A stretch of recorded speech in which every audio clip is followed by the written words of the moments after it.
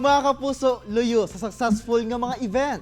Dunay mga tao sa likod niini nga naghago gayud ug karong buntaga sa spotlight atong makauban ang co-founder sa GenSan's League of Event Organizers, si Sir Michael Carbon. Sir Michael, welcome ug dayon sa At Home with GMA Regional TV. Hello! Maayong buntag mga kapuso o sa tanang nagatanaw sa At Home with GMA Regional TV. Hello po sa inyo. That's the energy, sir. Sir, paunsa ka nagsugod sa imong hilig sa pag-organize og mga events? Okay. Nagsugod ni siya no sa mga ginagmay na mga experiences na ako sa uban. Kaya of course, sa una nag-attend ng mga events, nagalantaw tabi. Paano ba niya siya ginahimo? So, doon ay nag-spark na curiosity.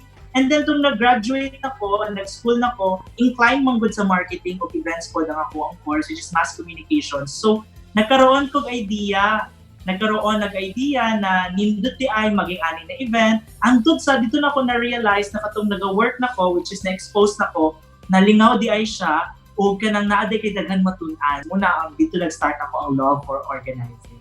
Sir, unsay kalahian sa pag-organize og event sa uban pa nga mga trabaho?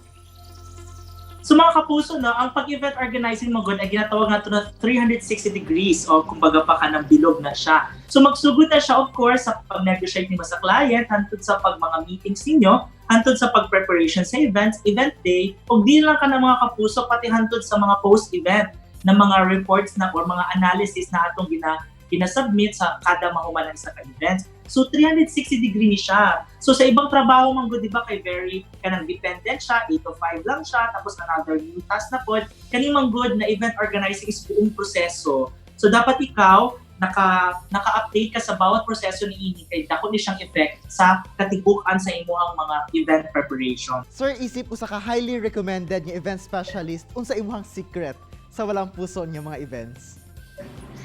So, sikreto sa kawalang pusong event, para na ako ay ginatawag na akong checklist. Kumbaga pa mo na siya ang among Biblia.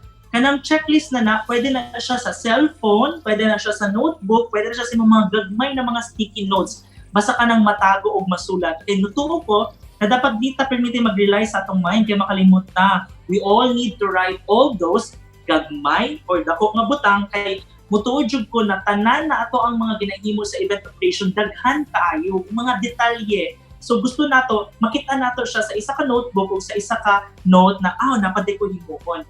Para diha makaingon tag covered na. Checklist jud ang importante maski gaano ka kahawod bag-o man ka na organizer o karaan man ka. So dili day PM is the key, sir, kuan di ay checklist is the key. Agree, kay para dili ta maano kay DTI, checklist is the key. Okay, sir, given nga apektado ang events management industry karong panahon, asa karon ang mga event organizer? Una-una mga kapuso, atong na ang event organizing or paghimo or live events industry, part na siya sa tourism sector sa usa ka lugar. So ibig sabihin, dako gayud apekto ang events industry kay tanang tourism industry apektado man karong pandemic. So sa pagkakaroon or katong mga nagligid na bulan, daghan sa mo ang mga event organizers ang nag-diversify sa ilang mga business. Actually, dito na uso ang mga PMs the key, ang uban sa ilaha, mga kapuso, kay kanang nahimong online sellers. Sir, sanglit June kay traditional nga wedding month o saga daghan gyud ka pakasal karong bulana. Along the way, sir, unsa imong nakita nga trend sa pag-organize og wedding reception? Okay. Ang pag-trend sa organize sa wedding labi na karon aside sa June, of course napakita sa global pandemic. Dako gayud na difference. Kay ang new normal dapat mas halong na ta mga organizers. Labi na sa tanang organizers diya. Dita basta-basta lang kuha na ko ni event kay ani. Dapat ato isaalang-alang ang mga safety protocols, social distancing, physical distancing, wearing of face mask all the time. Kay mauna ni siya ang trend. O ang last trend karon mga kapuso, intimate na. I-invite na lang nato ang mga guests na lapit sa atuaw or mga pamilya sa bawat event. Kaya of course, gina-discourage pa ang mass gatherings sa pagkakaroon.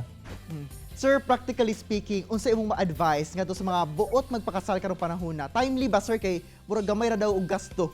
Kay gamay ra pud og mga guests? Actually, kung nagtipid jud ka, no, dako jud ka ayo kag difference if magpakasal ka kay dili ka tig-invite og dako na guest or daghan na guest sa imong listahan. Pero ang ako if ka nang naagid katungod ang mga couple na gusto nila mas daghan i-invite, we suggest kami mga organizers pwede i-postpone siya on a later date or pwede next year kay makahulat man jud na no. Pero if ever na ibang couple na gusto magpakasal, they are open na, nagpasalamat mi kay open na into accepting intimate guests or intimate receptions or kahit mga intimate events mapa-corporate man. So at least karon medyo naginahinay na sila na po nag-adjust, which is just time for safety po in terms of distance.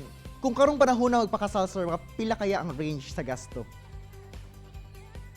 Kung magpakasal ka, Jod, depende dyan sa number of guests sa scope, no? So naatay mga ginatawag na mga gagmay na mga package na mga 50,000 to 80,000, pwede na siya na mga range para magsugod ka. So ang uban magud ng mga weddings po na dagan ng mga guests na 100 pataas, more range na magud na siya 180 to 180,000 pataas. So dako jud siya difference mga kapuso. Makaiyo jud tag makatipid ka if ever gagmay lang imong guests.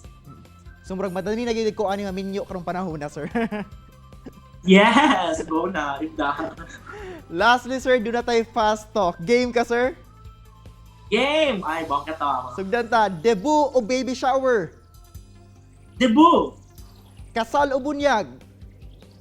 Kasal. Festival or corporate event? Festival. Indoor o outdoor? Indoor para safe. Dahil kayo salamat sa pag-uban ka namo, GenSan's League o Event Organizer, Sir Michael Carbon og At Home Kapirmi, dinhilang sa At Home with GMA Regional TV. Daghang salamat, kapuso!